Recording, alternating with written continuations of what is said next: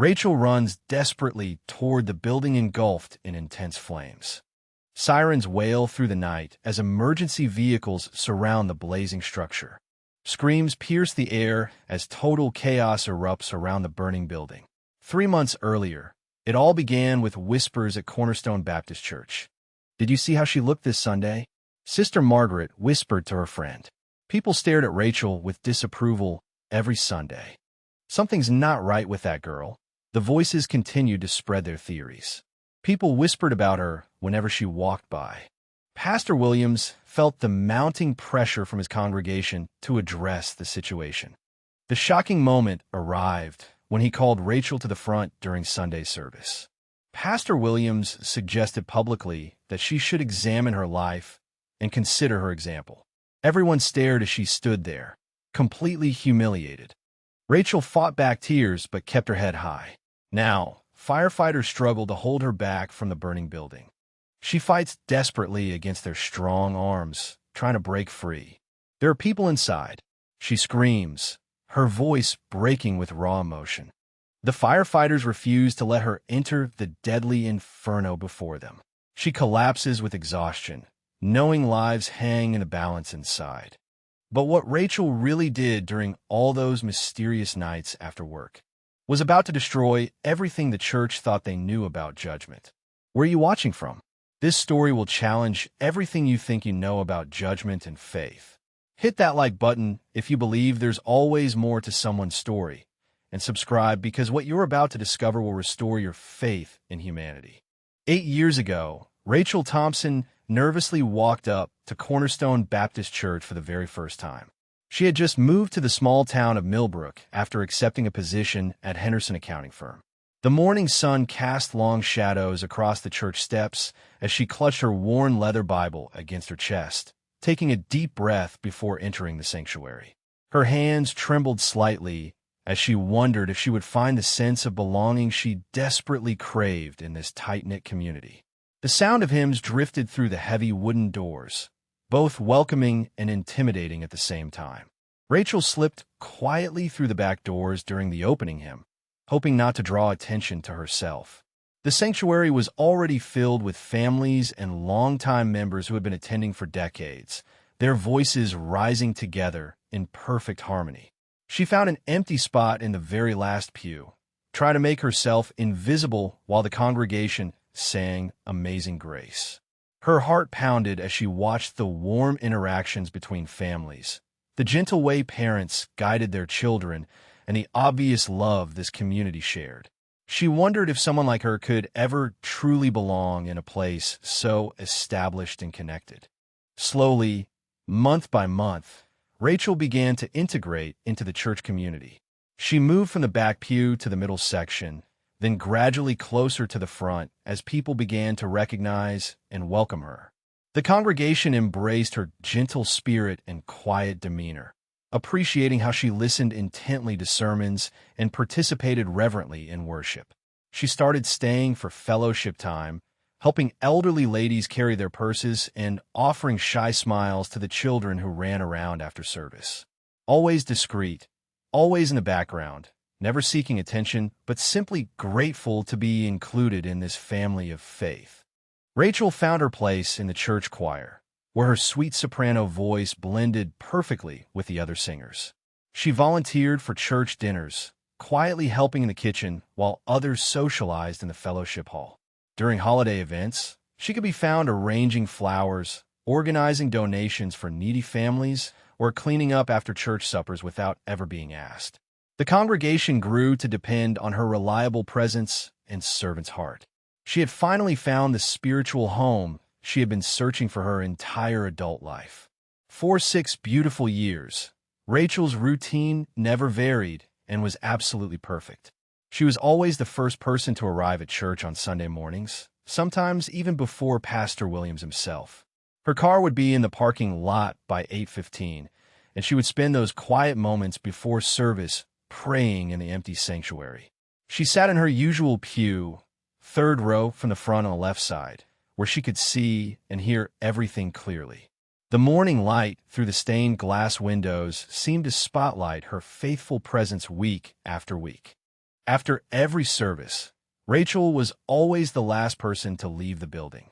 She would help clean up bulletins scattered in the pews, straighten hymnals, vacuum the fellowship hall, and make sure every light was turned off before locking up. Pastor Williams often joked that Rachel was more dependable than his alarm clock because she never missed a Sunday, never arrived late, and never left early. Her dedication had become legendary among the congregation, and people often said they could set their watches by Rachel Thompson's church attendance. The church choir had become Rachel's greatest joy and her most significant contribution to worship. Her voice soared during the Sunday morning anthems, hitting high notes that made Pastor Williams beam with pride and brought tears to the eyes of longtime members. She attended every choir practice without fail, memorized every song perfectly, and often stayed late to help arrange music or set up risers. The other choir members loved her quiet humor and gentle encouragement, and she had become an essential part of their musical ministry to the congregation. Rachel participated in every aspect of church life with genuine enthusiasm and unwavering commitment. She attended Bible study every Wednesday evening, prayer meetings on Thursday mornings, and every church social event throughout the year. Whether it was the annual church picnic, Christmas pageant, or Easter sunrise service, Rachel could be counted on to volunteer, participate, and serve wherever needed. The congregation had come to see her as the ideal church member, someone who embodied the values they all aspired to live by in their own spiritual journeys. 6 years passed in this beautiful rhythm of faith, community, and service. Rachel had established herself as one of the most beloved and respected members of Cornerstone Baptist Church. People sought her advice on spiritual matters, invited her to family celebrations, and considered her part of their extended church family. She had found mentors among the older women, friends among her peers, and had even become a role model for younger women who were just beginning their own faith journeys. Everything in her life seemed perfectly aligned with God's plan. But 2 years ago, something happened that would change everything forever. It began quietly, almost imperceptibly, like a small crack in a foundation that would eventually bring down an entire building. Rachel was still the same faithful, dedicated woman the congregation had grown to love and depend on, but something deep in her heart had been stirred. Something that would eventually lead to whispers in the pews, judgment from people she considered family, and a devastating confrontation that would test everything she believed about love, faith, and forgiveness. And nobody in the church was prepared for what was coming next. It started on a Sunday morning in October when Rachel Thompson walked through the church doors 15 minutes after the service had already begun. The congregation, accustomed to seeing her car in the parking lot before anyone else arrived, turned in their pews with surprised expressions as she quietly slipped into her usual third-row seat. Pastor Williams paused mid-sentence during his opening prayer, genuinely concerned that something might be wrong with their most punctual member. Rachel offered apologetic smiles to those around her, but there was something different in her eyes, something tired and distant that hadn't been there before. After the service ended, quiet conversations buzzed throughout the fellowship hall as people discussed Rachel's unusual tardiness. Most were genuinely concerned, asking each other if anyone knew whether she was feeling well or if something had happened at work. The older ladies who had taken her under their wings were particularly worried, whispering among themselves about whether they should call her during the week to check on her. But a few voices carried a different tone, a subtle undercurrent of curiosity mixed with judgment that would prove to be the beginning of something much darker. 2 weeks later, Rachel did something even more shocking to the congregation that had grown to depend on her unwavering presence. During Pastor Williams' closing prayer, as heads were bowed and eyes were closed in reverent silence, she quietly gathered her purse and Bible and slipped out through the side door.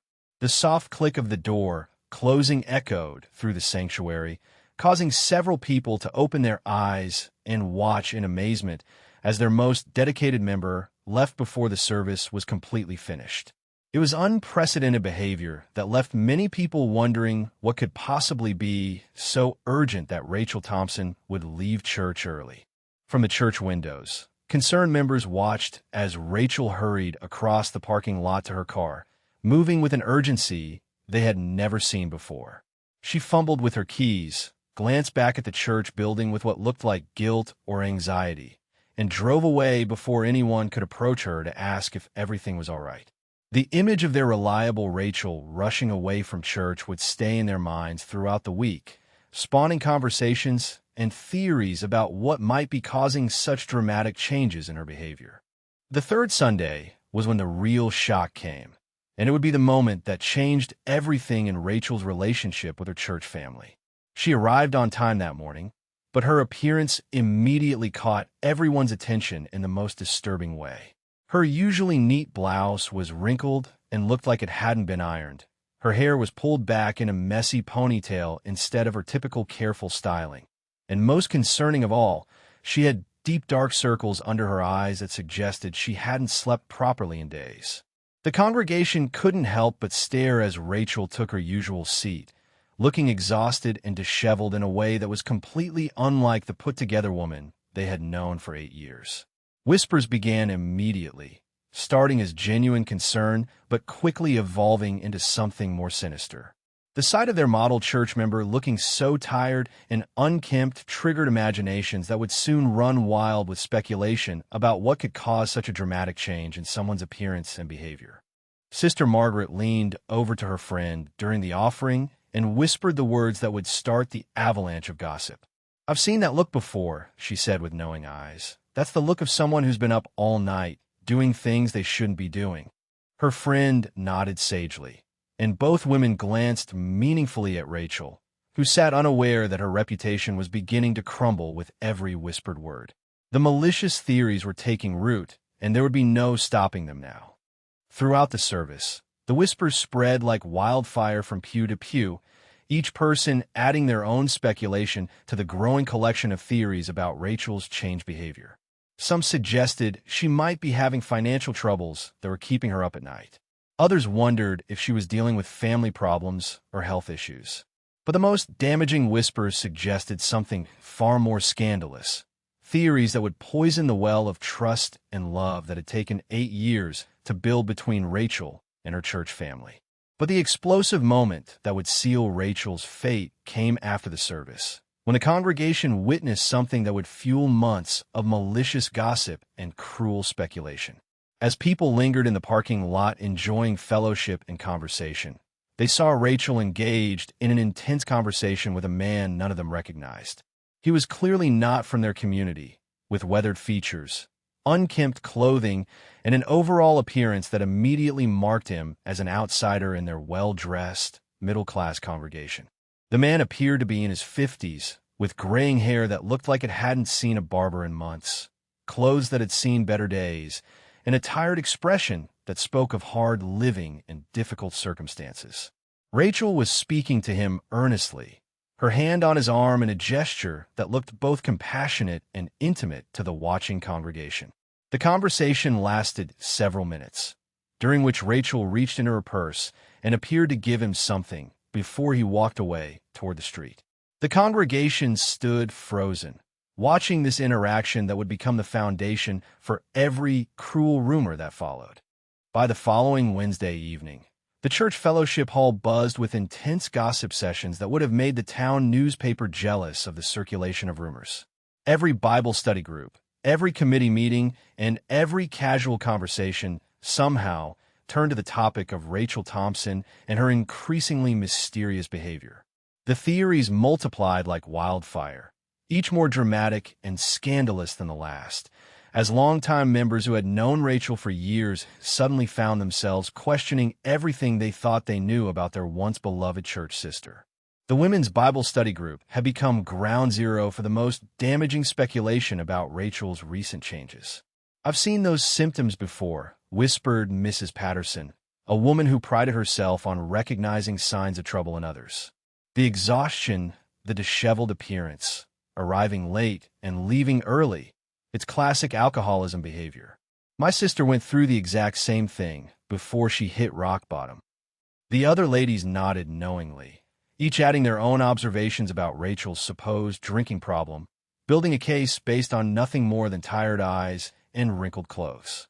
Meanwhile, the men's group had developed their own theory that was even more salacious and damaging to Rachel's reputation.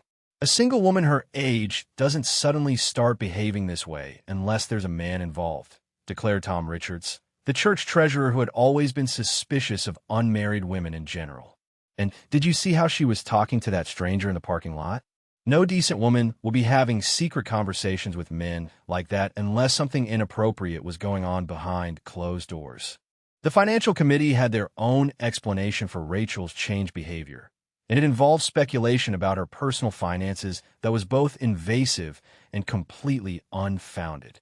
Maybe she's gotten herself into serious debt, suggested the church bookkeeper, and that's why she looks so stressed and tired all the time.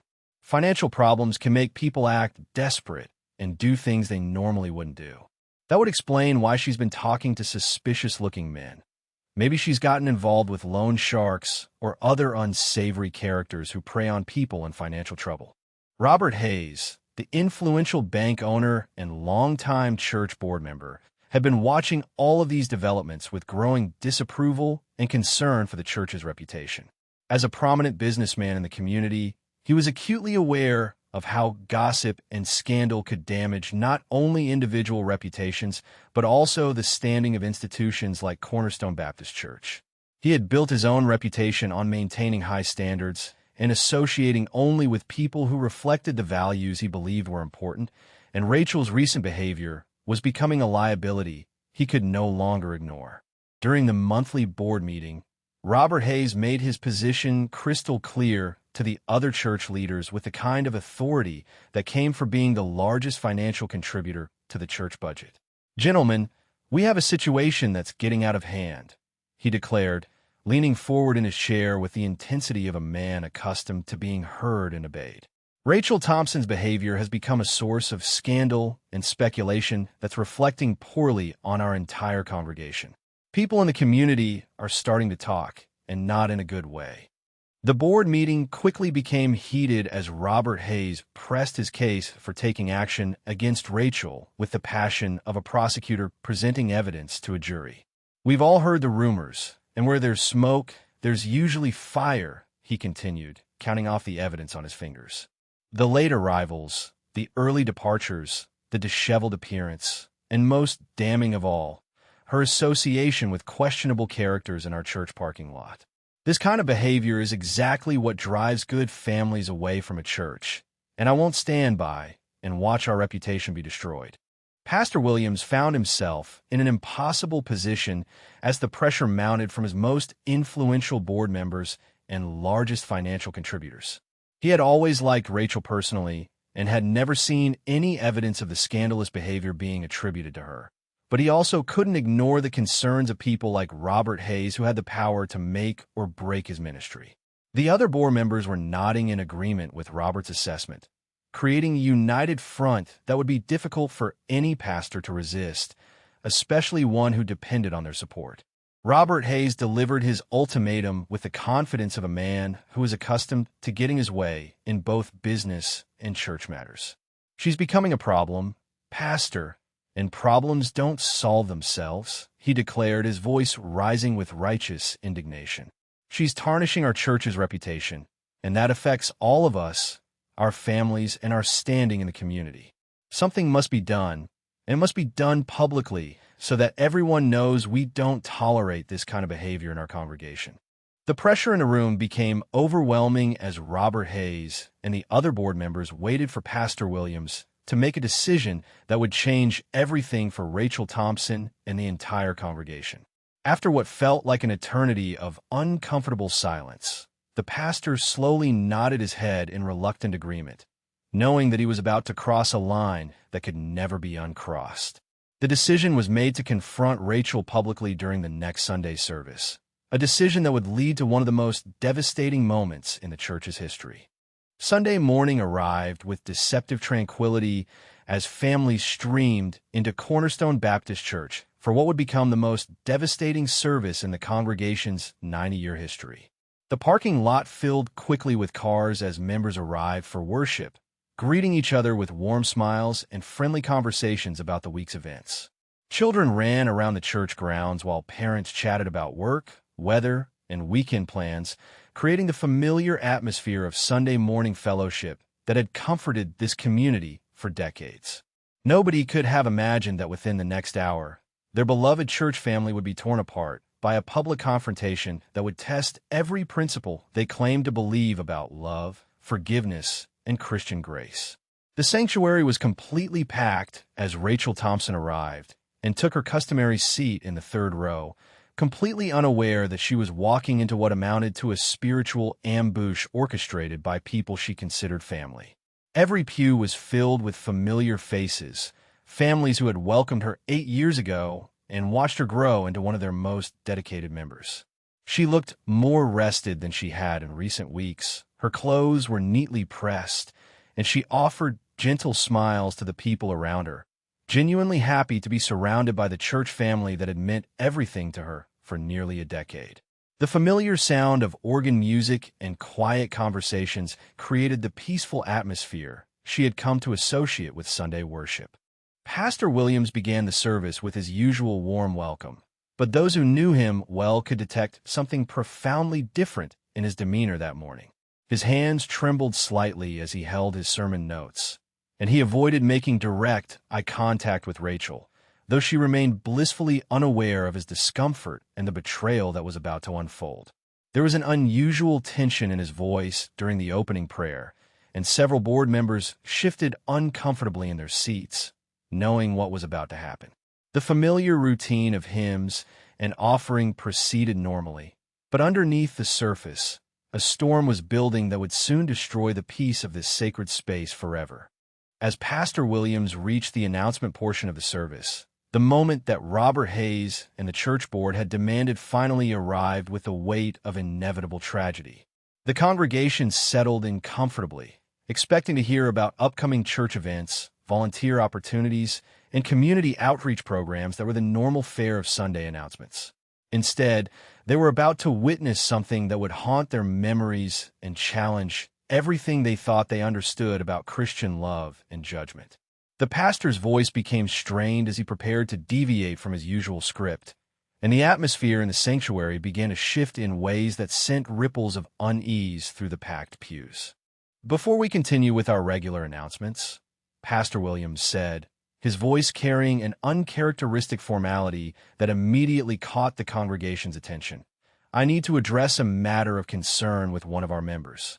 The deadly silence that followed was so complete that every breath, every heartbeat, every small movement seemed amplified to an almost unbearable degree. Rachel Thompson, would you please come forward? The words hung in the air like a death sentence, and Rachel's face went pale as she realized that every eye in the sanctuary was suddenly focused on her with an intensity that felt both invasive and terrifying. Rachel stood slowly on unsteady legs and began what felt like the longest walk of her life down the church aisle toward the pulpit, where she had sung countless choir anthems and experienced some of her most meaningful spiritual moments. Every step echoed in the deadly silence that had fallen over the sanctuary like a suffocating blanket, and she could feel the weight of 200 pairs of eyes following her movement with a mixture of curiosity, judgment, and morbid anticipation.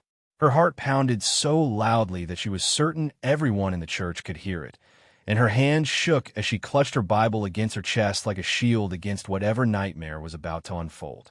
Rachel, Pastor Williams began, his voice carrying an authority and sternness that felt like a complete betrayal of every pastoral relationship she had ever known. Perhaps it's time you examined your life and considered the example you're setting for our congregation. The words hit Rachel like physical blows, each syllable carrying the weight of public condemnation and moral judgment from people who had claimed to love her unconditionally for 8 years. The formal language and public setting transformed what should have been private pastoral care into a public trial with Rachel as the defendant facing a jury of people she had considered family. Rachel stood there for what felt like an eternity, gathering her strength and her thoughts before responding to this public attack on her character with a grace that would shame them all.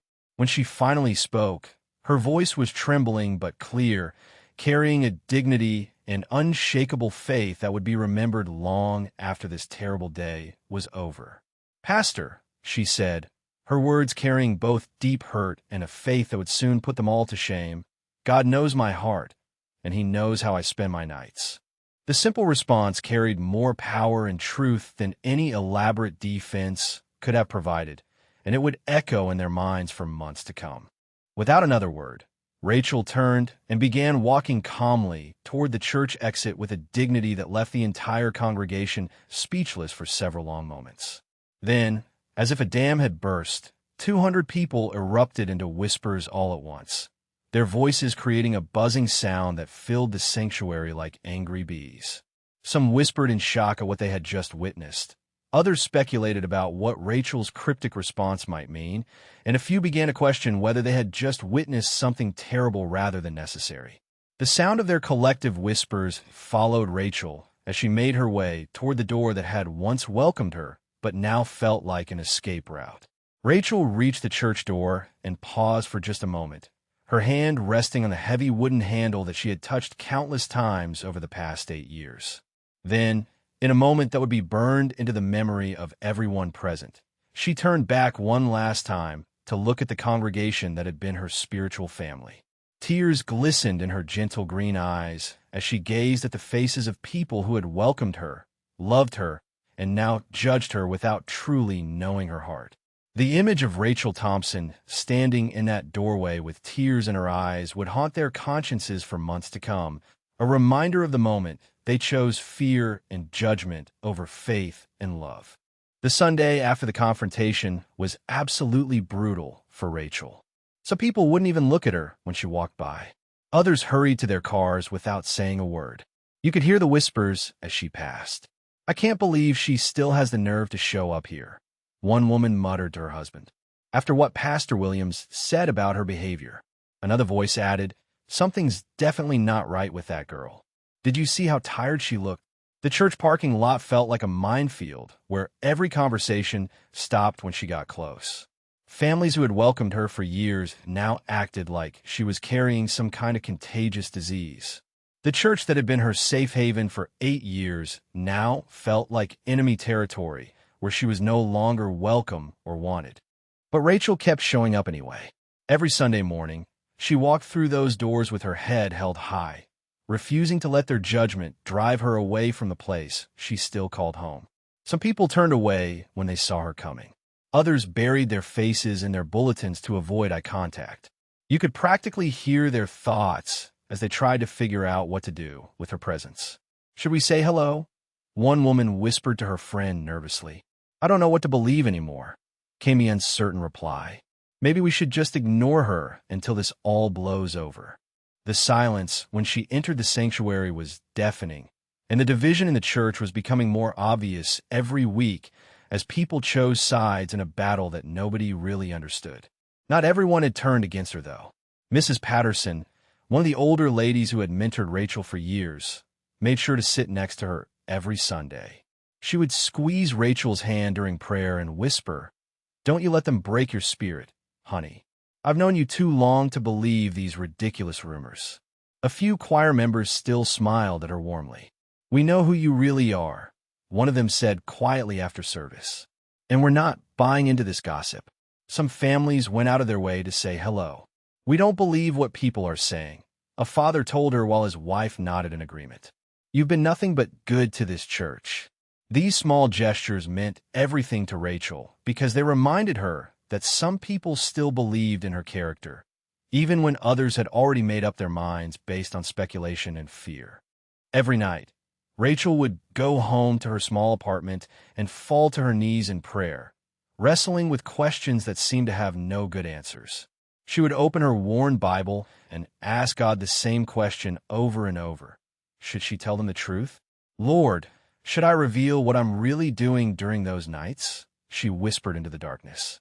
"Should I put an end to all this speculation and gossip that's tearing the church apart?" The weight of keeping her secret had become almost unbearable, especially when that silence was being interpreted as guilt by people whose opinions mattered so much to her. But every time she considered speaking out, she thought about the promises she had made and the vulnerable lives that could be damaged if she broke her word. I gave them my word, she would remind herself. How can I betray that trust? After hours of prayer and soul-searching, Rachel made the difficult decision to continue her work in silence, no matter what it cost her personally. I can't abandon them, she said quietly to herself, thinking about the people who depended on her every single night. No matter what the church thinks of me, no matter how much this hurts. She understood that her reputation might never recover from the rumors and speculation. But she also knew that her true calling was more important than public opinion or social acceptance. With tears streaming down her face, but her resolve strengthened, she whispered, God, you know my heart and you know my work. That has to be enough for now. The people who needed her couldn't afford for her to give up just to restore her standing in a community that had been so quick to judge without seeking the truth. As the weeks passed, Rachel's routine became even more carefully planned to avoid unwanted attention from her church family. She would leave work quickly each evening, glancing around to make sure no one was following her before heading to the part of town where her Real ministry took place. I can't let them find out, she would tell herself as she checked her rearview mirror for the third time. But unbeknownst to Rachel, someone had begun to take notice of her secretive behavior. A figure would watch from the shadows as she hurried to her car, noting the time she left and the direction she drove. Someone was finally going to discover the truth about Rachel Thompson's mysterious nights, and it would change everything. Rachel had developed an almost paranoid awareness of her surroundings, constantly looking over her shoulder and taking different routes to ensure she wasn't being followed. I'm probably being ridiculous, she would mutter to herself as she took yet another detour through the city streets. She varied her timing and her path each night, sometimes parking several blocks away and walking to her destination to throw off anyone who might be tracking her movements. The stress of maintaining this level of secrecy was taking its toll on her emotionally and physically, but she knew that discovery could mean the end of something that had become more important to her than her own comfort or reputation. Just a little further, she would whisper as she approached her destination each night. Each night, Rachel would enter one of the most dangerous neighborhoods in the city with a mixture of caution and determination. The area was known for crime, poverty, and the kind of social problems that most people from her church community never had to face in their comfortable suburban lives. Stay alert, she would remind herself as she parked under a streetlight and prepared to walk to her destination. She would check her surroundings one more time before heading toward an unmarked building that looked like it could be abandoned from the outside. Almost there, she would whisper as she approached the side entrance that few people knew existed, her heart pounding with both fear and anticipation for the work that lay ahead. Standing outside the nondescript building that had become her second home, Rachel would pause for a moment to offer a silent prayer for the work she was about to do. Give me strength for tonight, Lord, she would whisper as she prepared to enter. The building showed no signs from the outside of the important work that took place within its walls, and Rachel preferred it that way because anonymity protected both her and the vulnerable people who depended on the services provided there. She would take one final look around to ensure she hadn't been followed, then slip through the entrance to begin the work that had changed her life and would soon change the lives of everyone who thought they knew her. Here we go, she would say softly as she disappeared into the building. As Rachel disappeared into the unmarked building, a figure emerged from the shadows across the street, having successfully followed her to this mysterious destination.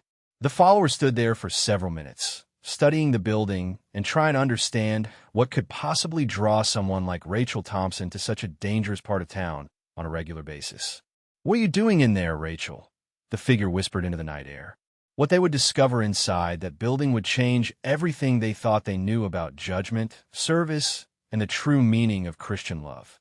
The truth was finally about to come to light, and nothing would ever be the same again for anyone involved in this story that had started with whispers and would soon end with revelation.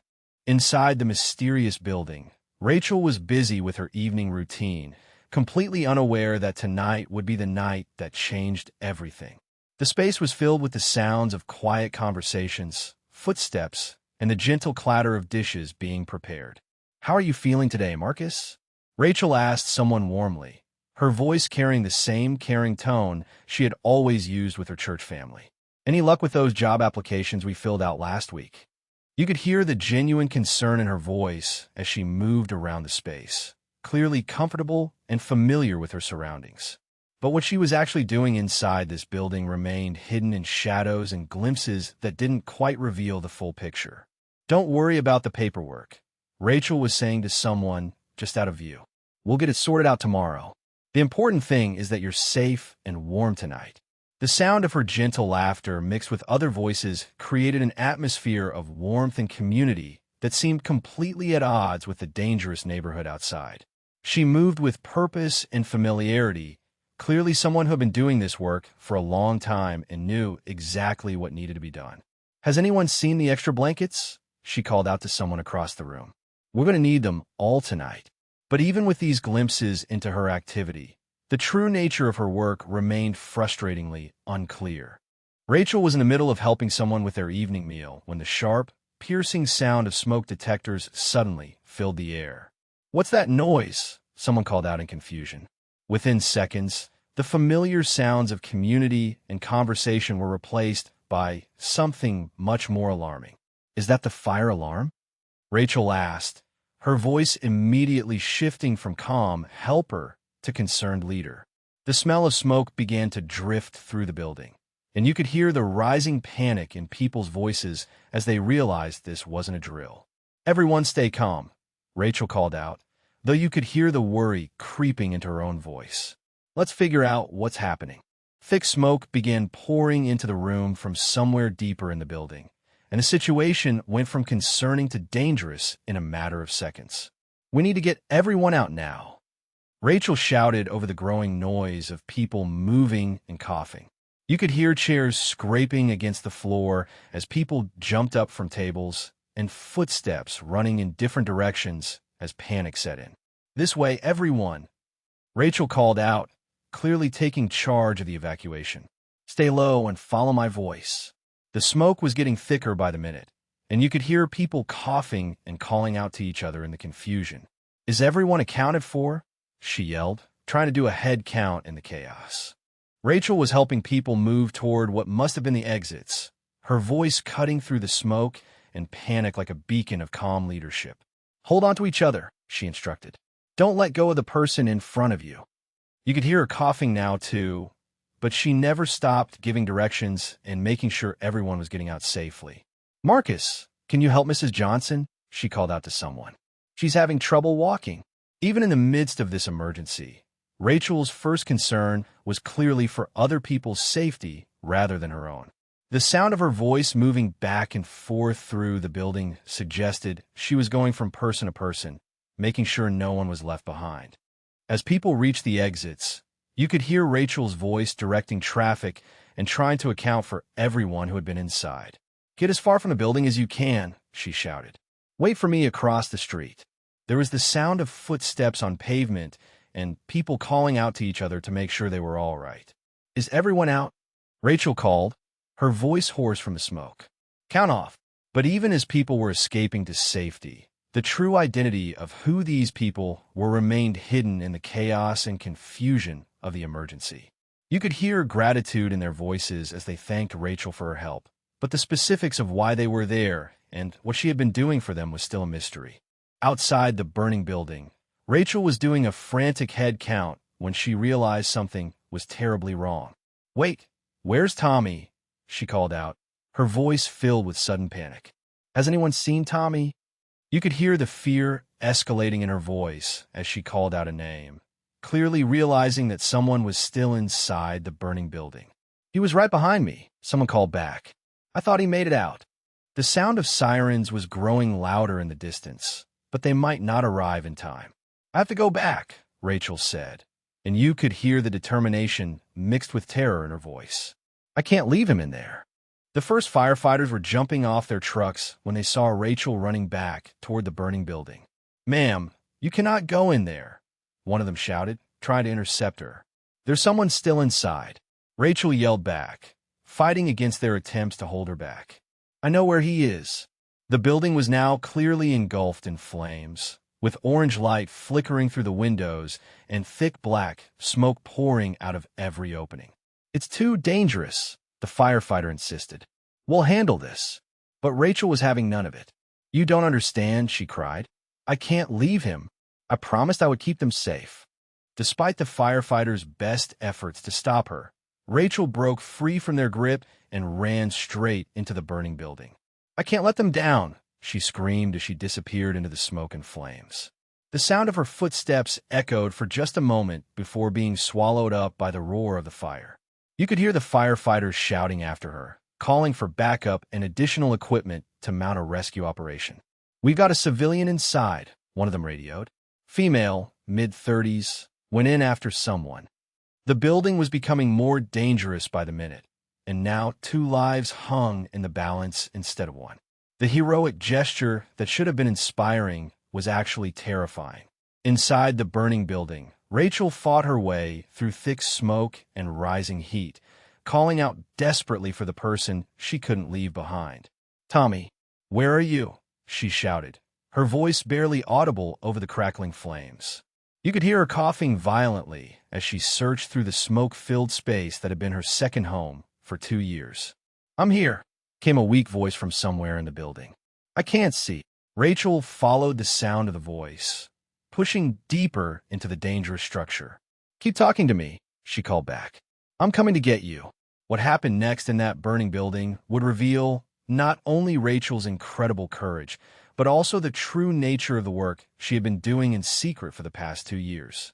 The paramedics rushed Rachel into Mercy General Hospital with oxygen masks and emergency equipment surrounding her unconscious body. "We've got smoke inhalation, possible burns," female in her 30s, one of the EMTs called out to the emergency room staff. She was pulled from structure fire after attempting a rescue. The medical team immediately went to work, checking her vital signs and assessing the damage from her heroic but dangerous decision to run back into the burning building. "Give me a chest x-ray and blood gas levels," the emergency doctor ordered. "We need to know how much smoke she inhaled." Rachel lay unconscious on the gurney, her face streaked with soot and her clothes singed from the flames she had run through to save someone else's life. Pastor Williams had received the call about Rachel's hospitalization and came running through the hospital corridors in a state of panic and confusion. "Where is she?" he asked the first nurse he encountered. "Rachel Thompson. She was brought in from a fire." His voice was filled with the kind of genuine concern that revealed how much he truly cared about her, despite the public confrontation that had driven a wedge between them. "Is she going to be okay?" he asked anxiously. "What happened? How did she get caught in a fire?" The pastor's mind was racing with questions, but more than anything, he was consumed with guilt about how their last interaction had been so hurtful in public. "I need to see her," he said desperately. "I need to know she's all right." Nurse Lisa Chun had been treating Rachel since she arrived and recognized Pastor Williams from previous visits to church members in the hospital. "Pastor Williams," she said, approaching him with a gentle but serious expression. "I'm Lisa Chun, one of Rachel's nurses. I've seen you at Cornerstone Baptist." Her voice carried both professionalism and something else, something that suggested she knew more about this situation than just the medical facts. "Rachel is stable, but she's unconscious from smoke inhalation," Lisa explained. "She's lucky to be alive." The firefighter said she ran into a burning building to save someone. The nurse's eyes held a mixture of admiration and sadness as she prepared to deliver news that would change everything Pastor Williams thought he knew about Rachel Thompson. "Pastor," Lisa said quietly, looking around to make sure they wouldn't be overheard, "there's something you need to know about where Rachel was tonight." Her voice carried the weight of someone who was about to reveal a significant secret. The building she was in when the fire started, that wasn't just any building. Pastor Williams looked confused and concerned, clearly not understanding what the nurse was trying to tell him. "What do you mean?" he asked. "Where was she?" Lisa took a deep breath before continuing. "Pastor, you don't know where Rachel really was tonight, do you?" Her question hung in the air like a challenge, and Pastor Williams felt his stomach drop as he realized he was about to learn something that would change everything he thought he knew about the woman his congregation had judged so harshly. Rachel wasn't doing anything wrong, Pastor, Lisa said firmly, her voice filled with conviction and admiration. She was saving lives. The nurse's words hit Pastor Williams like a physical blow, and his face went pale as he began to understand the magnitude of what she was telling him. "What do you mean, saving lives?" he asked, though something in his heart was already beginning to piece together the terrible truth. "Pastor, Rachel has been working at the homeless shelter on 5th Street for the past 2 years," Lisa revealed. "Every single night after work, she goes there to volunteer. She serves meals, helps with paperwork, provides counseling, and has been using her own money to keep the place running." The words hung in the air between them, each syllable landing like a hammer blow against everything the church had believed about Rachel's mysterious behavior. Pastor Williams stood there in stunned silence, his mind reeling as the full impact of Lisa's revelation began to sink in. "A homeless shelter?" he repeated weakly, as if saying the words out loud might help him process what he was hearing. "She's been working a homeless shelter?" The pastor's face showed the dawning horror of someone who was beginning to understand that he and his entire congregation had made a terrible, devastating mistake. "All this time," he whispered, "all this time we thought." His voice trailed off as he couldn't bring himself to finish the sentence. The weight of their collective judgment and the public humiliation they had put Rachel through was becoming clear. It was almost too much to bear. "Pastor, that woman you confronted in front of your entire congregation has been spending 80% of her salary to keep that shelter operating," Lisa continued, her voice growing stronger with each word. "She's been feeding hungry people, helping them find jobs, getting the medical care, and providing a safe place for some of the most vulnerable people in our community." The nurse's voice carried both anger and sadness as she delivered this devastating information. "The tired look everyone was gossiping about? That's because she works a full day at the accounting firm and then spends her evenings serving others until late at night." Pastor Williams felt like he was going to be sick as the full scope of their misjudgment became clear. Those suspicious men people saw her talking to, they were homeless veterans and families she was helping get back on their feet. "Oh my God," Pastor Williams whispered, his voice breaking as the full weight of what they had done crashed down on him like a tidal wave. "What have we done? What have I done?" The pastor's legs felt weak, and he had to lean against the hospital wall for support as he realized that he had publicly humiliated the most Christ-like person in his entire congregation. "She never defended herself," he said in horror. "She never told us what she was really doing." His mind raced back to that Sunday morning when he had called her forward and suggested she examine her life, remembering the dignity with which she had responded and the tears in her eyes as she left the church. She could have told us the truth and stopped all the gossip, but she didn't, he realized. Why didn't she tell us? Because Rachel made promises to protect the privacy and dignity of the people she serves, Lisa explained gently, seeing the pastor's anguish and wanted to help him understand Rachel's incredible character. She couldn't reveal what she was doing without exposing vulnerable people who trusted her to keep their situations confidential. The nurse's voice was filled with admiration as she continued. "Pastor, she chose to endure your congregation's judgment rather than break her word to people who had nowhere else to turn." Pastor Williams felt his heart breaking as he realized that Rachel had sacrificed her own reputation and standing in the church to protect people whose society had forgotten. "She's been living out the gospel more faithfully than any of us," Lisa said quietly, "and your church nearly destroyed her for it." Pastor Williams stood there in that hospital corridor, completely devastated by the truth that was now crystal clear before him. "And what she does there is going to break the heart of your entire congregation," Lisa said softly, echoing her earlier warning. The pastor knew that when this truth came out, it would shatter everyone who had participated in the gossip, judgment, and public humiliation of the most faithful servant their church had ever known. "She's been serving Christ in the most vulnerable members of our community," he said quietly, "and we accused her of sin." The irony was so painful, it was almost unbearable. "Pastor," Lisa said gently, "Rachel Thompson has been showing your congregation what real Christian love looks like, and they crucified her for it." The parallel to the gospel story was not lost on either of them, and it would haunt Pastor Williams for the rest of his ministry. Marcus burst through the hospital entrance, his weathered face streaked with tears and his clothes still smelling of smoke from the fire. "Where is she?" he asked the receptionist desperately. "Where's Rachel Thompson? Is she okay?"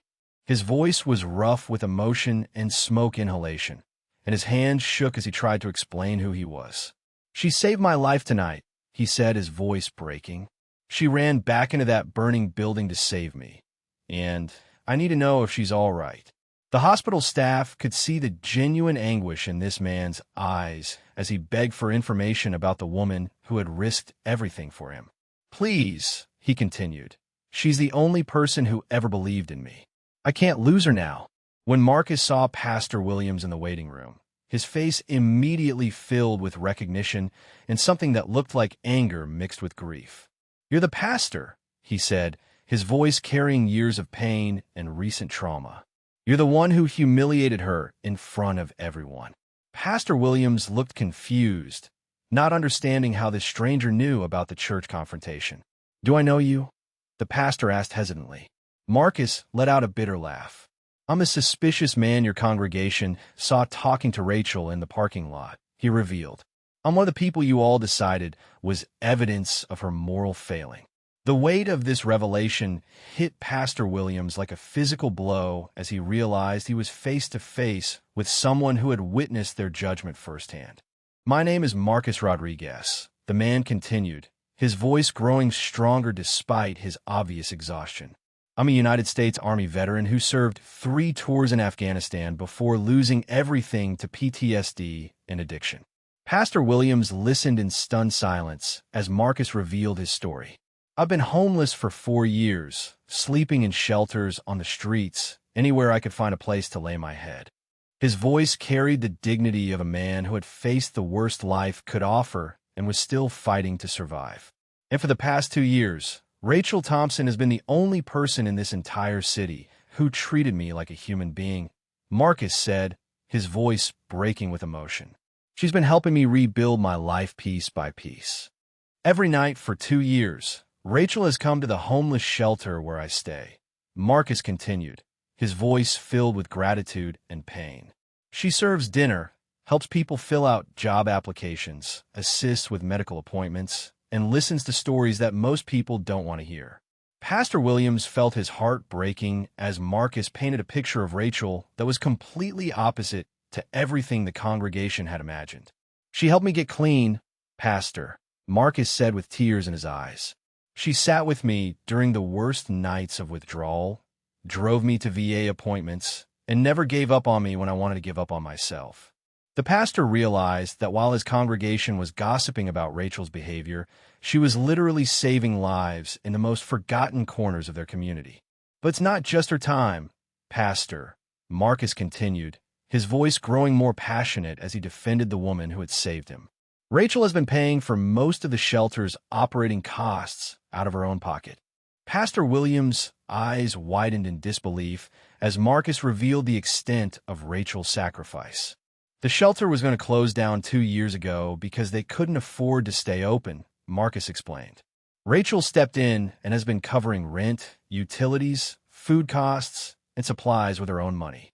The pastor felt physically sick as he realized that while they were questioning Rachel's character, she was literally keeping a lifeline open for the city's most vulnerable residents. "She's been spending almost her entire salary to make sure people like me have a place to sleep and food to eat." "Do you want to know why she looked tired, Pastor?" Marcus asked, his voice carrying both anger and sadness. "Because after working 8 hours at her accounting job, she would come to the shelter and work another 4 or 5 hours helping people who had nowhere else to turn." The picture Marcus was painting completely shattered every assumption the congregation had made about Rachel's changed behavior. "She helped me learn to read again after my brain injury," Marcus continued. "She taught me how to use a computer so I could apply for jobs online. She drove me to interviews and helped me practice what to say." Pastor Williams was overwhelmed by the scope of Rachel's service and sacrifice. "All those suspicious conversations in your parking lot? She was helping me navigate the VA system to get the benefits I earned serving my country. And I'm not the only one, Pastor," Marcus said, his voice growing stronger as he shared the full scope of Rachel's ministry. There's Mrs. Johnson, an elderly woman who lost her apartment when her grandson stole her Social Security money. Rachel helped her find housing and get her benefits restored.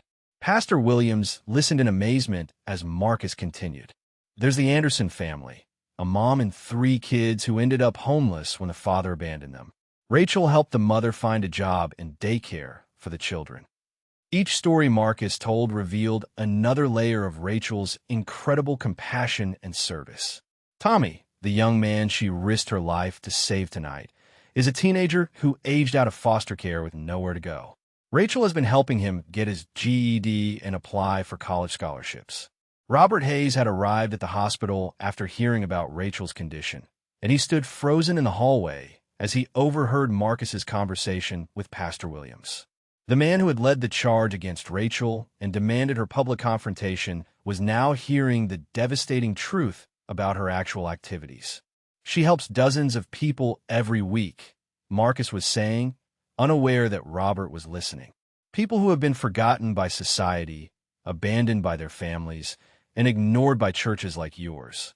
Robert's face went pale as he realized that the woman he had called a problem and demanded action against was actually doing more to serve Christ than anyone in their entire congregation. Your church member has been feeding the hungry, clothing the naked, and visiting the prisoners, just like Jesus commanded, Marcus continued. And you people crucified her for it. Robert Hayes stepped forward, his usual confidence completely shattered by what he had overheard.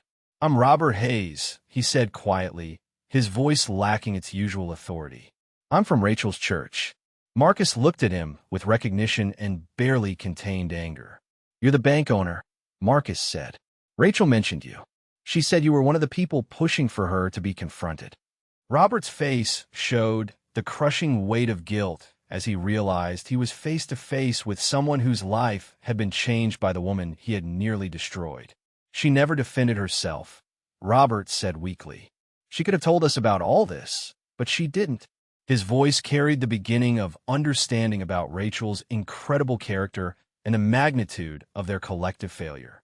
The 3 men stood there in that hospital waiting room, each processing the devastating truth about Rachel Thompson in their own way.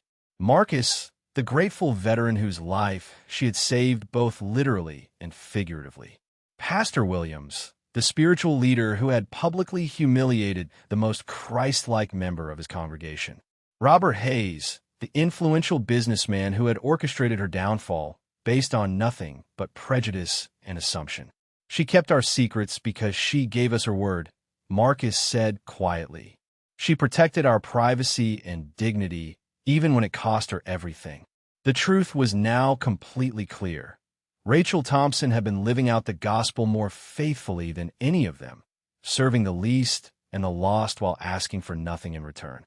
And they had destroyed her for it, choosing gossip and judgment over faith and love. The weight of their collective sin was almost unbearable, and they knew that nothing would ever be the same again. Rachel's eyes fluttered open slowly as consciousness returned to her smoke-damaged lungs and exhausted body. The sterile smell of the hospital and the gentle beeping of medical equipment told her where she was before her vision fully cleared. Where am I? She whispered, her voice hoarse from smoke inhalation. A nurse immediately appeared at her bedside with a warm smile. You're at Mercy General Hospital, honey, the nurse said gently. You've been unconscious for several hours. You inhaled a lot of smoke, but you're going to be okay. Rachel's mind immediately went to the people from the shelter. Tommy, she said urgently, trying to sit up. Is Tommy okay? Did everyone get out safely? The nurse assured her that everyone had survived, including the young man she had risked her life to save. He's been asking about you all night, the nurse added with a smile. As Rachel was getting her bearings, the hospital room door opened and Marcus walked in followed by several other people she immediately recognized from the shelter. Rachel, Marcus said, his voice thick with emotion, you beautiful, crazy woman. You saved our lives. Behind him came Mrs. Johnson, the elderly woman she had helped find housing. Tommy, the teenager she had pulled from the fire, stood there with tears streaming down his face. I thought I was going to die in there, Tommy said, his young voice shaking. But you came back for me. Nobody's ever done anything like that for me before. The Anderson family was there, too. The mother and 3 children Rachel had helped get back on their feet. We thought we lost you, Mrs. Johnson said, reaching for Rachel's hand. When you ran back into that building for Tommy, we were all terrified that we'd lose our guardian angel.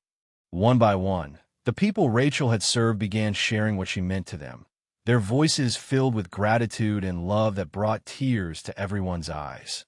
You gave me hope when I had nothing left, said a middle-aged man she had helped find work. I was ready to give up completely before you showed me there are still good people in the world. A young woman who had been living in her car before finding the shelter added, You treated me like family when my own family gave up on me.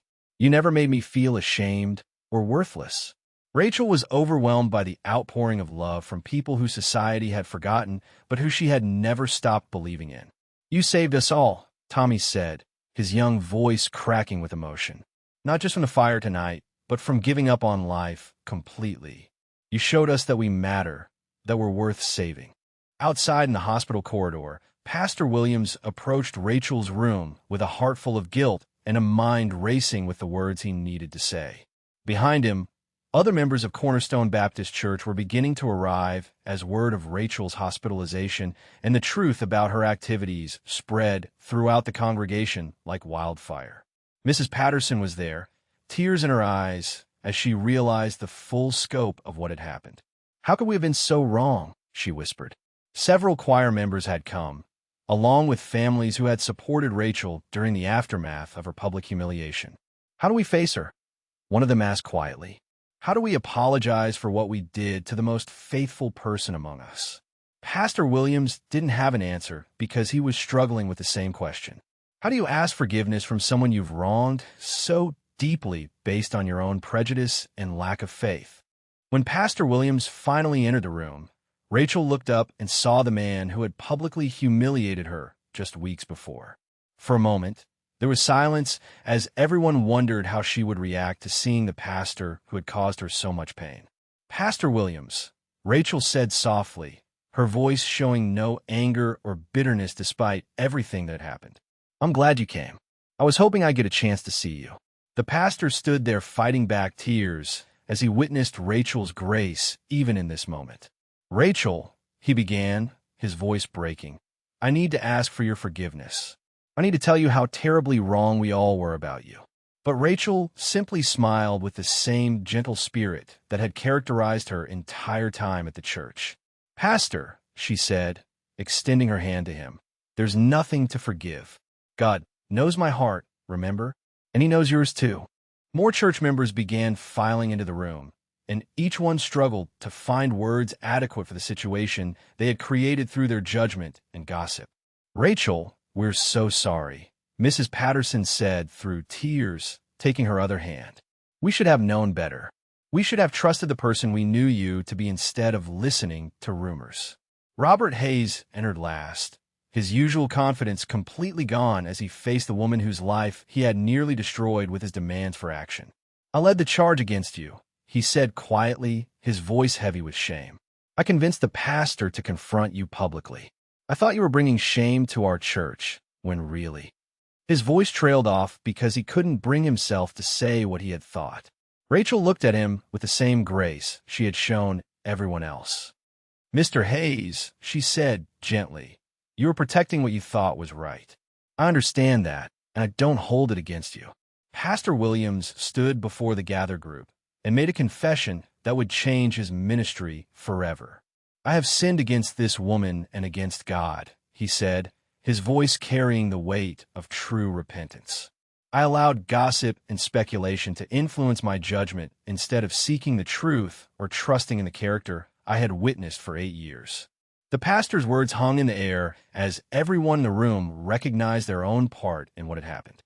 Rachel Thompson has been living out the gospel more faithfully than any of us, he continued, his voice growing stronger. She has been feeding the hungry, clothing the naked, and caring for the least among us while we sat in comfortable pews judging her sacrifice. She is the most Christ-like person I have ever known, and we nearly destroyed her for it. It was a moment of collective reckoning that would reshape their understanding of faith and service.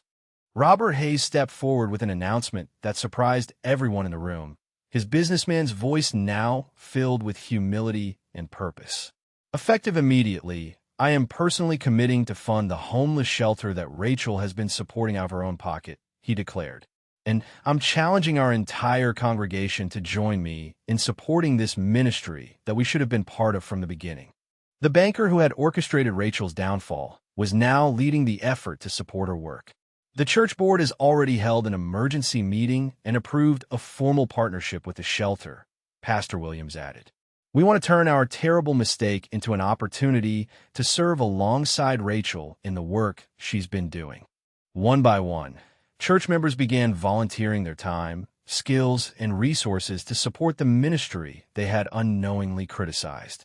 I can help with job placement, offered one member. I own a restaurant and can donate meals, said another. Rachel looked around the room at the unlikely gathering of homeless shelter residents and church members, and she spoke words that would be remembered for years to come. This is what God's love looks like, she said softly, her voice carrying the wisdom of someone who had lived out her faith in the most difficult circumstances. It's not about perfect people doing perfect things. It's about broken people loving each other despite our mistakes and failures. Her words brought tears to many eyes as they recognized the truth in what she was saying. I never kept my work secret because I was ashamed of any of you, she said to her friends from the shelter. I kept it quiet to protect your privacy and dignity, because everyone deserves respect regardless of their circumstances. Then, turning to her church family, she continued, and I forgive all of you because that's what love does. It covers our mistakes and gives us new chances to do better. God uses our imperfections to teach us about true love. 2 weeks later, Rachel walked into Cornerstone Baptist Church for the first time since her hospitalization, still moving slowly but determined to attend the Sunday service. As she entered the sanctuary, something unprecedented happened. The entire congregation rose to their feet in thunderous applause, their faces shining with love, respect, and gratitude for the woman who had shown them what true Christian service looked like. "Welcome home, Rachel," someone called out. But Rachel, true to her character, simply smiled humbly and took her usual seat in the third row, the same spot where she had sat faithfully for 8 years. Pastor Williams looked out at his congregation, now including several members from the homeless shelter, and knew that this was what the church was supposed to be, a place where love conquered judgment, where service mattered more than status, and where God's grace could transform even the most broken situations into something beautiful. What did you think of Rachel's incredible story? Tell us in the comments where you're watching from and whether this story changed how you think about judging others. If Rachel's faith and forgiveness touched your heart, hit that like button and subscribe for more amazing stories that prove love truly does conquer all.